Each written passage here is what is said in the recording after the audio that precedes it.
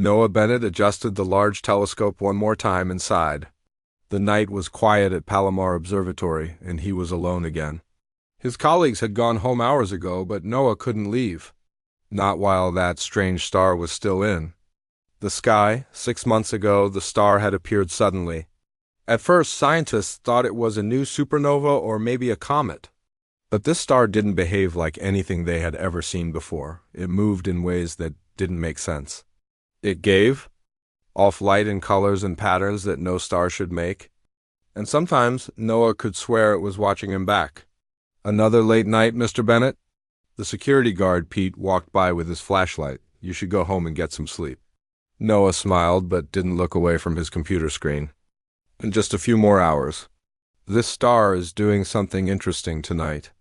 Pete shook his head and continued his rounds. Noah knew what people said about him behind his back. The obsessed astronomer. The star-crazy guy. Most of the other scientists had lost interest in the strange star after the first month when they couldn't figure it out. But Noah felt something special about it. Something important. He looked at the data coming in from the telescope. The star was pulsing with energy in a pattern he hadn't seen before. Noah typed quickly, recording everything. If only Lily could see this, he mumbled to himself. Dr. Lily Carter was the smartest person Noah had ever met. She worked for NASA and sometimes visited Palomar to check on various projects. Noah had fallen for her the first time she had corrected his calculations with a kind smile. Her mind was as beautiful as her dark curly hair and warm brown eyes. But Lily was so brilliant, so accomplished, and Noah was just dawa. He had never found the courage to ask her out. The star suddenly flared brightly on his screen. Noah adjusted some settings and leaned back in his chair. The empty observatory felt especially lonely tonight. "You know," he said out loud, looking at the star through the telescope eyepiece, "I wish I could marry someone like Lily, someone smart and kind who understands all this." He waved his hand at the stars. "Someone who gets why I spend all night staring at lights in the sky." For a brief second, the strange star pulsed brightly, so brightly that Noah had to look away from the eyepiece. When he looked back, the star was back to its regular pattern. "Weird atmospheric distortion," Noah muttered, making a note in his log. He worked until dawn, then drove home to his small apartment to sleep through the day. 3 days later, Noah was back at the observatory, setting up for another night of observations. The strange star seemed dimmer tonight. He wondered if it was finally fading away, and felt an unexpected sadness at the thought. Around midnight, the observatory's power flickered. Noah frowned and checked the backup systems. Everything seemed fine, but there was an odd vibration in the floor. Then he heard shouting outside. Noah ran to the window. In the parking lot, a bright light shone upward from the ground. Pete the security guard was backing away from it, talking frantically into his radio. Noah hurried outside. "Pete, what's happening?" "Stay back, Mr. Bennett." Pete held out his arm. "Something just appeared out of nowhere." The light in the parking lot was fading now, revealing what looked like a small silver pod, about the size of a car. It had no wheels, no visible doors or windows. It just sat there, humming softly. Then, without warning, a seam appeared in the side of the pod. It widened into a doorway, and light spilled out from inside. A figure stepped out. Noah's mouth fell open. It was a woman, or at least she looked mostly like a woman. She was tall and slender, with long silver-white hair that seemed to float around her as if she were underwater. Her skin had a faint glow to it, like moonlight on water.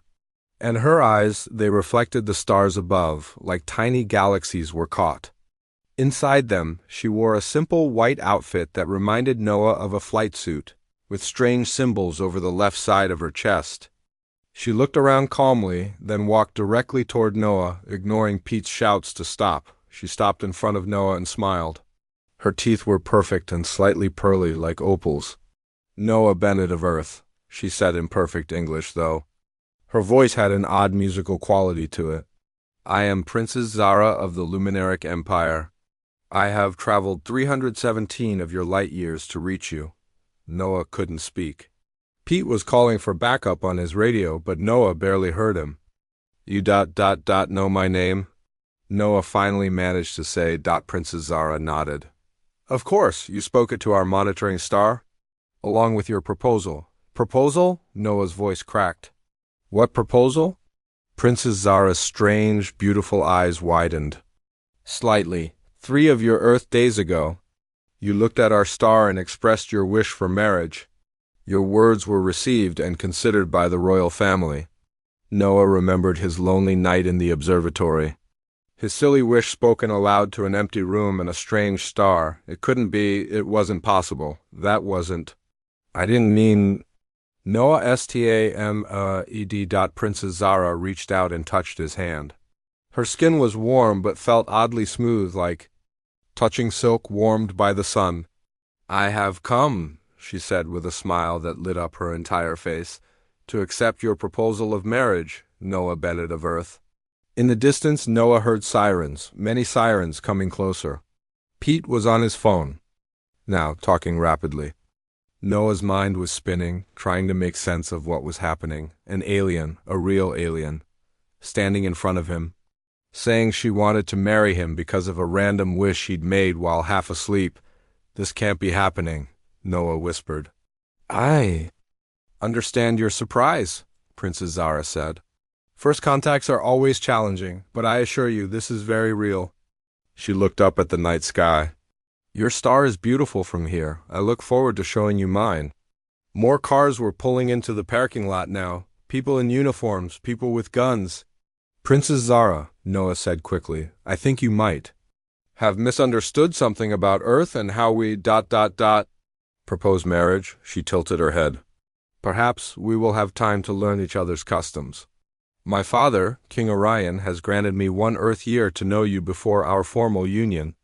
Noah opened his mouth to explain further, but at that moment a group of police officers approached, weapons drawn. Princess Zara didn't seem concerned. Are these your tribal warriors? She asked. Should I greet them with the formal address? For Earth military, Noah didn't know whether to laugh or cry. They're police officers. And I think we're both about to have a very long night of explaining to do. Princess Zara smiled again. I have traveled across the stars to meet you, Noah Bennett. A long night is nothing in comparison. As government vehicles began to arrive, and men in dark suits approached them, Noah realized his quiet life of stargazing had just become infinitely more complicated. And somewhere out there, 317 light years away, an alien king was expecting him to marry his daughter, all because of a wish he thought no one had heard. The next 3 days were a blur for Noah. After Princess Zara's arrival, government agents had quickly surrounded the observatory. They took Noah and Zara to a nearby military base where they were separated for questioning. Noah spent hours explaining how he had discovered the strange star and his accidental proposal. So you're telling me you just talked to a star? Agent Kevin Daniels had asked for the 5th time. And somehow they heard you across hundreds of light years? I didn't think anyone was listening, Noah said, rubbing his tired eyes. It was just a random comment.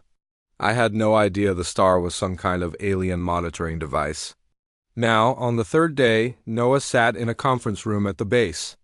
The walls were plain white, and the long table was filled with military officers, scientists, and government officials. Princess Zara sat across from him, looking completely calm despite being on an alien planet surrounded by nervous humans. The door opened, and Noah's heart skipped a beat. Dr. Lily Carter walked in, carrying a tablet and looking as beautiful as ever in her NASA uniform. Her dark curly hair was pulled back and she looked serious. She barely glanced at Noah as she took a seat next to General Frank Roberts. Dr. Carter will be joining the scientific team examining the alien vessel and technology, the general said. She's our top astrophysicist and has been briefed on the situation. Noah couldn't believe it. Lily was here. The woman he had been thinking about when he made his wish was now involved in this mess. He felt his face grow hot with embarrassment. Princess. Zara looked at Lily with interest. You are a scientist of the stars? On my world, we call such people cosmic listeners. Lily nodded politely but professionally. Yes, I study astrophysics. and I'm very interested in learning how your people detected a verbal communication from our planet across such vast distances. The star you observed, Zara explained to the room, is not a star at all. It is a luminaric beacon. We place them near developing worlds to monitor their progress and detect when they are ready for first contact. And how exactly does this beacon work? Lily asked, leaning forward. It resonates with certain frequencies, what you might call true wishes, or heartfelt desires. When someone speaks such a wish near a beacon, the words are captured and transmitted to our homeworld for consideration. Noah wanted to sink into his chair and disappear. His true wish about marrying someone like Lily had been broadcast across the galaxy, and now Lily was here, probably figuring out exactly what had happened. And in your culture, General Roberts said, speaking such a wish counts as a marriage. Proposal? Zara nodded. When directed toward our people, yes. Noah's wish specifically mentioned seeking a partner who understands the universe. This is considered a formal invitation for courtship in our culture. But I wasn't talking to your people, Noah said. I was just talking to myself. Yet you spoke while observing our beacon, Zara replied gently. In our traditions, this indicates you were seeking a cosmic connection. One of the government officials, a stern woman named Ms. Patel, cleared her throat. Princess Zara, what happens if Noah declines this arrangement? Zara's expression became serious. This would be unfortunate. My acceptance has already been announced throughout the 12 star systems of the Luminaric Empire. My family and people are expecting a formal alliance with Earth. Breaking such an engagement would be seen as a grave insult. The room grew quiet. Noah felt the weight of everyone's stares.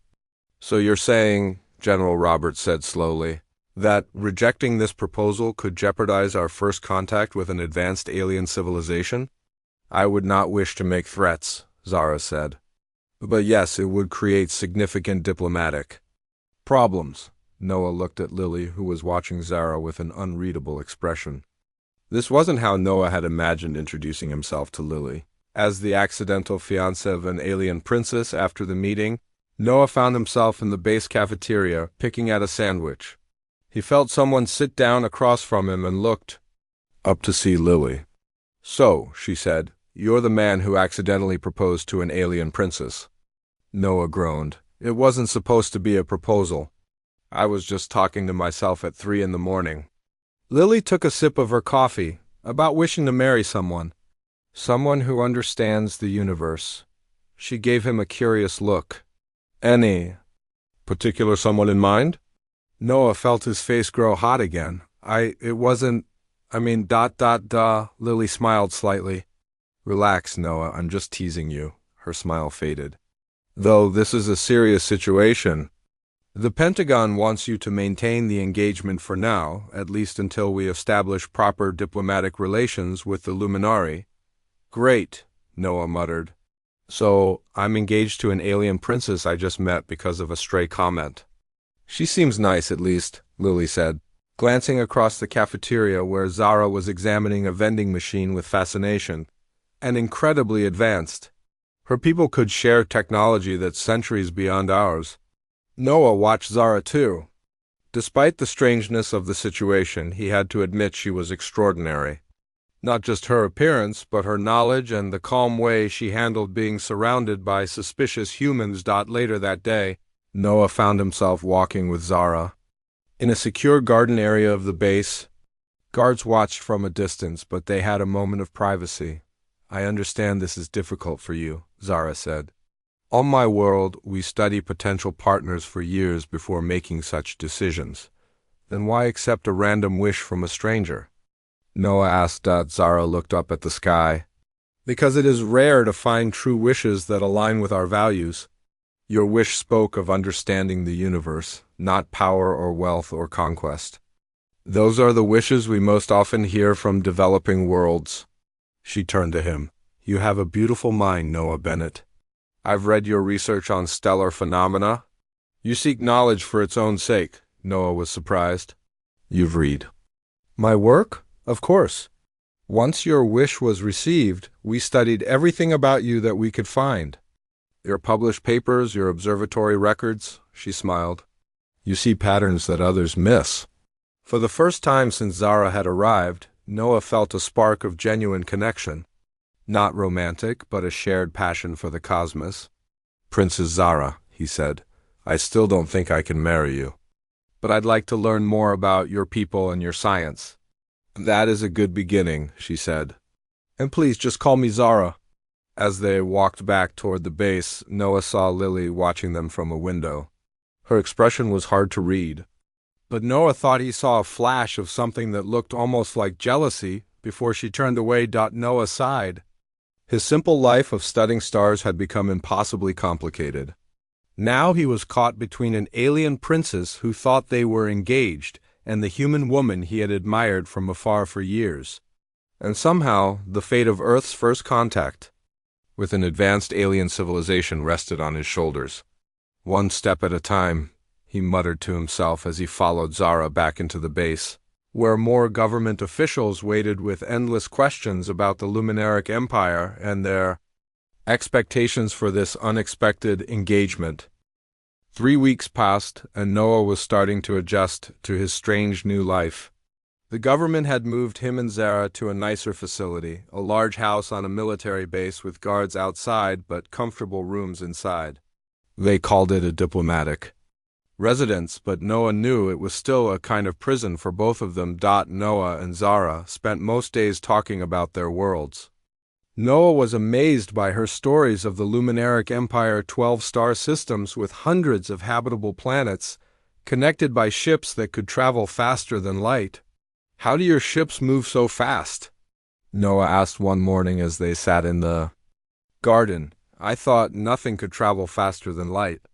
Zara smiled. Your physics is correct about normal space. But we found ways to bend space itself. Lily, who was sitting with them taking notes, leaned forward with interest. She had been assigned as the main scientific liaison, which meant she spent almost as much time with them as the guards did. Like wormholes? Lily asked. Or some kind of space folding? Similar, Zara said. We call it wave riding. We create a wave in space-time and ride on its crest. Noah watched as Lily's eyes lit up with excitement. This was why he had fallen for her pure joy in discovery. Before Lily could ask more questions, a soldier approached them. Mr. Bennett, Princess Zara, Dr. Carter, you're needed in the conference room immediately. When they arrived, General Roberts looked unusually serious. We've just received word that a large ship has entered our solar system. It's moving fast and will reach Earth orbit in about 3 hours, Zara nodded calmly. That would be the royal delegation. My father mentioned they would follow within a lunar cycle. Everyone in the room stared at her. Your father? General Roberts asked. The king is coming here? Yes, King Orion wishes to meet Noah and see Earth for himself. It is standard protocol for royal marriages. The room erupted into activity. Government officials made urgent phone calls. Military officers huddled together, talking in low voices. You might have mentioned this earlier, Noah whispered to Zara. I thought I did, she said, looking genuinely confused. When I explained our marriage customs, I mentioned the royal inspection. 3 hours later, Noah stood on an airfield with Zara, Lily, General Roberts, and a group of high-ranking officials. They all looked up as a massive shape darkened the sky. The Luminaric ship was beautiful. It looked like a giant silver leaf, thin at the edges and thicker in the middle. It was at least a mile long and glowed with soft blue lights. It hovered silently above them, not landing but floating about 1,000 feet in the air. A smaller ship, similar to Zara's pod but larger, detached from the main vessel and floated down to the airfield. It landed without a sound, and a door appeared in its side. 2 tall figures stepped out. They looked similar to Zara but older. The man had silver white hair that fell to his shoulders and wore a blue outfit with more symbols than Zara's. The woman had hair that seemed to change colors in the light and wore a flowing white dress. My father, King Orion, and my mother, Queen Lyra, Zara said quietly to Noah. Noah swallowed hard. He was about to meet the rulers of 12 star systems. And they thought he was going to marry their daughter. King Orion approached Noah directly. He was very tall, at least 7 feet, and his eyes had the same starry quality as Zara's. "Noah Bennett of Earth," he said in a deep musical voice. "I am pleased to meet the man who caught my daughter's attention."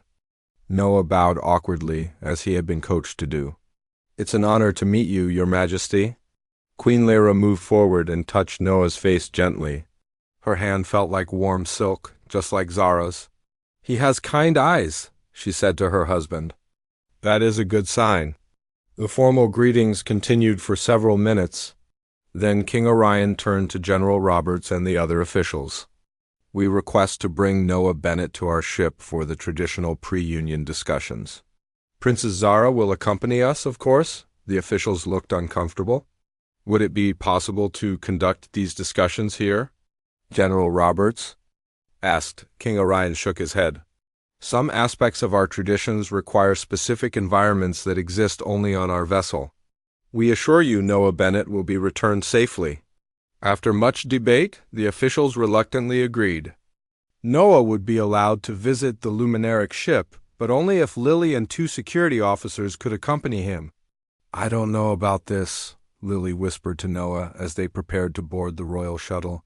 "We have no idea what they really want." "I think they're being honest," Noah said. "Zara has been straightforward so far. And think about what we might learn up there." The small shuttle lifted off silently and flew toward the massive mothership. As they approached, Noah could see that what looked like a solid surface from the ground was actually covered in intricate patterns and symbols. The shuttle entered an opening in the side of the large ship, and Noah got his first look at the inside of an alien vessel. It was beautiful, flowing lines, soft lights, and materials that seemed to change color as he looked at them. They were led to a large room with windows that looked out at Earth. Noah had seen pictures from space before, but nothing compared to seeing his home planet with his own eyes. The blue oceans, white clouds, and green and brown land masses looked small and fragile from up here. "Your world is beautiful," Queen Lyra said, standing beside him. "Young, but beautiful." "Thank you," Noah said, not sure what else to say. King Orion joined them. "Noah Bennett, we must speak frankly. This union between you and Princess Zara is more than a simple marriage. It represents the first formal alliance between Earth and the Luminaric Empire." "I understand that now," Noah said. "But I need to be honest too. On Earth, marriages are based on love and choice. I've only known Zara for a few weeks." King Orion nodded. "Love can grow with time, but there is more at stake than personal feelings. Your world faces many challenges: climate disruption, resource depletion, conflict. The Luminaric Empire could help Earth overcome these problems." "What do you mean?" Lily asked. Stepping forward, Queen Lyra smiled at her. "You are the one called—" "Lily, yes, the star scientist. We have technologies that could heal your planet's atmosphere, provide clean energy, end disease. But we share such gifts only with allied worlds." Noah suddenly understood. This wasn't just about him and Zara, it was about Earth's future. His accidental wish could be the key to solving humanity's greatest problems. "There is one more thing you should know," King Orion said gravely. "We are not the only advanced civilization watching Earth. The Draconids have also shown interest in your world. They are less benevolent than we are?" Noah looked at Lily, whose face showed the same mix of worry and wonder that he felt. Whatever he decided about this engagement, it was clear now that Earth was no longer alone in the universe, and his next steps would affect not just his future, but potentially the future of all humanity. The luminaric ship stayed in Earth orbit for the next week. Every day, Noah was brought up for more meetings with King Orion and Queen Lyra. Sometimes Zara would take him on tours of the ship, showing him technology that seemed like magic. "This is our garden chamber," Zara said one day, leading Noah and Lily into a massive room filled with plants unlike anything on Earth. Some glowed with soft light, others moved as if they were breathing, and some floated in the air without any visible support. "These plants are from all 12 systems in our empire," Zara explained. "We bring samples of life from each world we visit." Lily was taking pictures with a special camera she'd been allowed to bring. The biological diversity is amazing, she said. Some of these don't even look like they use the same type of cellular structure as Earth plants. Many don't, Zara confirmed. Life finds different paths on different worlds. Noah watched Lily as she excitedly examined a floating blue plant.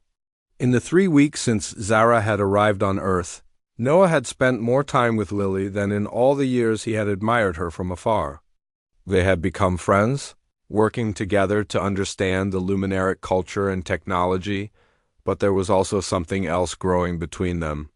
Sometimes he would catch Lily looking at him when she thought he wasn't paying attention. And, sometimes when their hands accidentally touched while looking at data or samples, she didn't pull away immediately. Later that day, when they returned to Earth, Noah found himself alone with Lily in one of the research labs at the base. "What do you think of all this?" Noah asked her as she organized her notes from the ship visit. Lily looked up, pushing a curl of hair behind her ear. "The scientific opportunities are incredible. We could learn more in a year of studying luminaric technology than we would in a century of normal research." "I didn't mean the science," Noah said. "I meant the situation. Me supposedly marrying an alien princess." Lily put down her tablet and looked at him directly.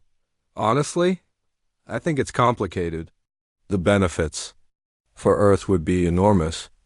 But marriage should be about love, not politics." "That's what I think too," Noah said. He took a deep breath. "Lily, there's something I should tell you. That night when I made the wish that Zara heard, I was thinking about you." Lily's eyes widened. "Me? Yes, I've admired you for years. Your brilliance, your passion for science. When I said I wished I could marry someone who understands the universe, I was wishing I had the courage to ask you out." Lily was quiet for a long moment. Then she smiled softly. "I always thought you were interesting too. The way you see patterns in the stars that no one else notices."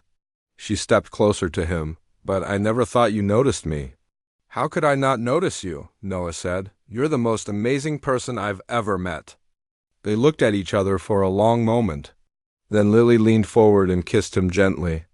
Noah felt like his heart might burst with happiness. After all these years of admiring her from afar, Lily was finally in his arms when they broke apart. Noah felt a mix of joy and guilt. "What about Zara?" he asked. "I don't want to hurt her. I don't know," Lily admitted. "This is uncharted territory for all of us." The next day, Noah was scheduled to visit the luminaric ship again. As he prepared to board the shuttle, he noticed that Zara seemed quieter than usual. "Is everything okay?" he asked her. "There are complications," she said softly. "We've detected draconid ships entering your solar system." Noah felt a chill. King Orion had warned about the draconids, describing them as a warlike species that conquered rather than allied with other worlds. On the mothership, King Orion showed them a holographic map of the solar system. Several red dots were moving slowly toward Earth. "Draconid scout ships," the king explained. "They've been watching your world for some time, but now they're moving closer." "Are they dangerous?" Noah asked. "Very," Queen Lyra said. "They see developing worlds as resources to be used, not allies to be helped." "What can we do?" Lily asked. "The Luminaric Empire can provide protection," King Orion said, "but only for allied worlds. Without a formal alliance, our laws forbid direct intervention." Everyone looked at Noah. The meaning was clear: the marriage between him and Zara would create that alliance. Earth's safety might depend on his decision. That evening, back on Earth, Noah walked alone in the garden of the diplomatic residence. His mind was swirling with conflicting thoughts. He cared for Lily, had always cared for her. But rejecting Zara might leave Earth vulnerable to these draconid aliens. He heard soft footsteps and turned to see Zara approaching. "You're troubled," she said. "It wasn't a question." "Yes," Noah admitted. "I don't know what to do." Zara stood beside him, looking up at the stars. "In my culture, we believe that true connections cannot be forced. They must grow naturally, like the rarest flowers. In our gardens, Zara, she held up her hand. "You have feelings for Lily. I've seen how you look at her." Noah felt ashamed. I'm sorry, I never meant to hurt you. To his surprise, Zara smiled. You have not hurt me, Noah Bennett. I came here because of a wish you made, but I've stayed because I found a world worth knowing. Your people are young, but full of potential. So you're not upset? My personal feelings are less important than the greater good, Zara said. The alliance between our worlds would benefit both our peoples. Noah looked at her with new respect.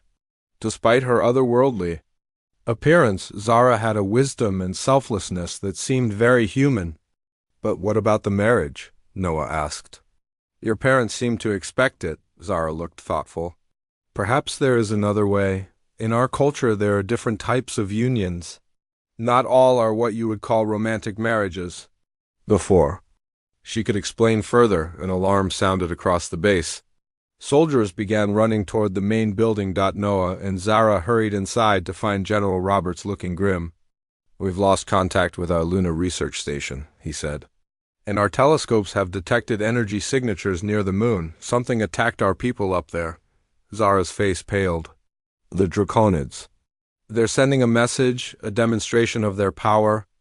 As Noah looked around the room at the worried faces of the military and scientific personnel, he realized that his personal feelings might need to take a back seat to something larger. Earth was now caught between two powerful alien civilizations. One offered friendship and advancement. The other threatened destruction, and somehow, his accidental wish had placed him at the center of humanity's first interstellar diplomatic crisis. The attack on the lunar base changed everything. Earth's governments, which had been cautious about the luminaric visitors, now desperately wanted their help. The Draconids had destroyed the small research station with a single energy blast, killing 12 astronauts. The message was clear. Earth's technology was no match for these hostile aliens. 3 days after the attack, Noah sat in a meeting with world leaders, military commanders, and scientists. The mood was grim.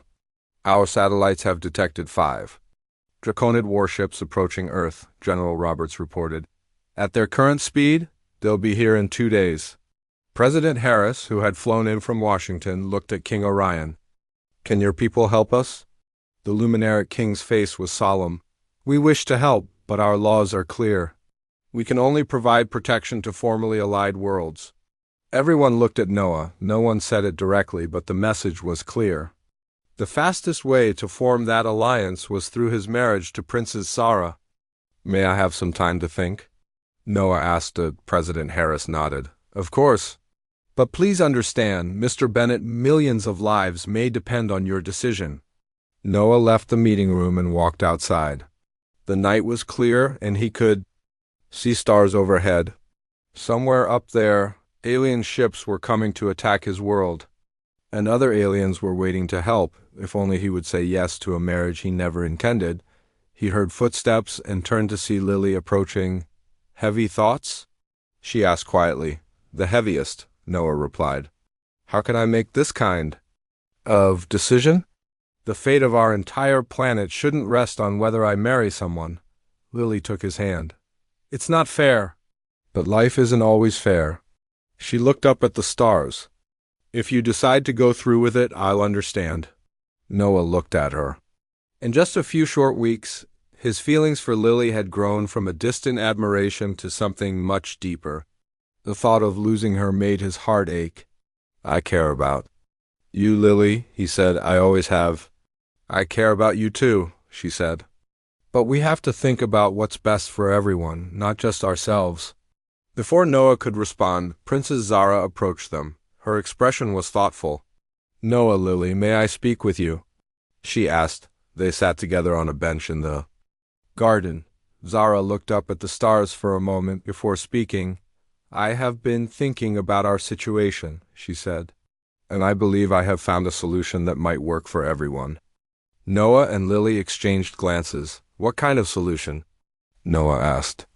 In luminaric culture we have different types of unions, Zara explained. What you call marriage is only one kind. We also have something called a cosmic alliance, a formal bond between individuals that represents a connection between their worlds. How is that different from marriage? Lily asked. A cosmic alliance is more Symbolic, Zara said. It creates a diplomatic bond without the expectation of romantic love or living together.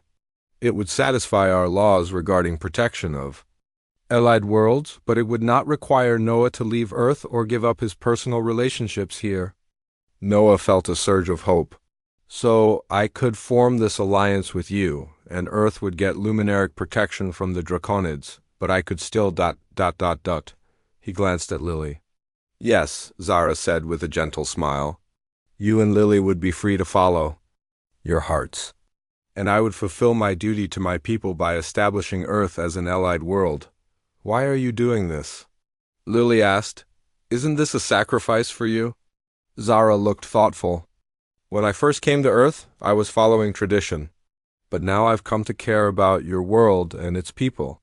I want to help, not create more problems. She touched Noah's hand gently.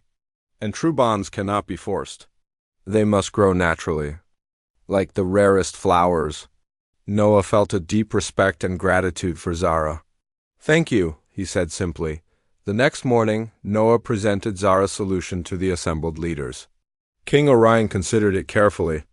A cosmic alliance is rare, he said, but in these circumstances it would satisfy our laws. Noah Bennett would become Earth's first cosmic ambassador to the Luminaric Empire. President Harris looked relieved. And you would help us against the Draconids? Yes, Queen Lyra said. Once the alliance ceremony is complete, we can extend our protective field around your planet. 2 days later, Noah stood on the main deck of the Luminaric mothership. Through the large windows he could see Earth below and in the distance. The approaching Draconid warships, dark shapes against the stars. The ceremony was unlike anything Noah had imagined. He and Zara stood in a circle of light while King Orion spoke words in the musical Luminaric language. Noah repeated phrases that had been taught to him, promising friendship between Earth and the Luminaric Empire. Lily watched from nearby, along with President Harris and other Earth representatives. When the final words were spoken, the circle of light around Noah and Zara expanded, growing brighter until it filled the room. The alliance is formed, King Orion announced. Earth is now under Luminaric protection. Queen Lyra moved to a control panel and placed her hand on it. Outside, a shimmering blue field extended from the mothership, growing larger and larger until it surrounded the entire Earth like a bubble. Just in time.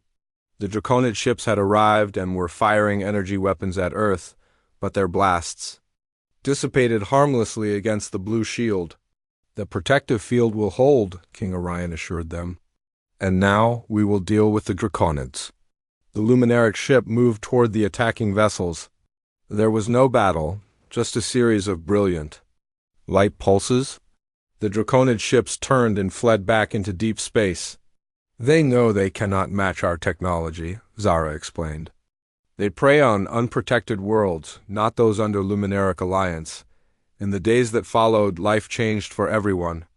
The Luminaric Empire established an embassy on Earth with Zara as their ambassador. They began sharing some of their technology, clean energy systems, medical advances, and agricultural methods that could help feed Earth's growing population. Noah was appointed as Earth's ambassador to the Luminaric Empire. He would travel to their homeworld for part of each year, learning about their culture and science, then return to share his knowledge. And Lily was named the head of a new scientific exchange program between Earth and the Luminaric Empire. She would work closely with both Noah and Zara, studying the advanced alien technology and helping adapt it for Earth's needs. One evening, a month after the alliance ceremony, Noah and Lily stood on the observation deck of the new Luminaric embassy. Through the windows, they could see the strange star that had started it all, the Luminaric beacon that had heard Noah's wish. Do you ever regret it? Lily asked.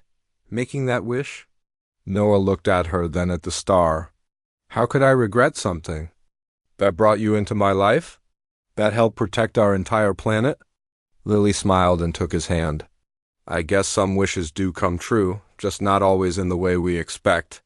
Noah thought about his journey, from a lonely astronomer whispering to the stars, to becoming Earth's first ambassador to an alien civilization.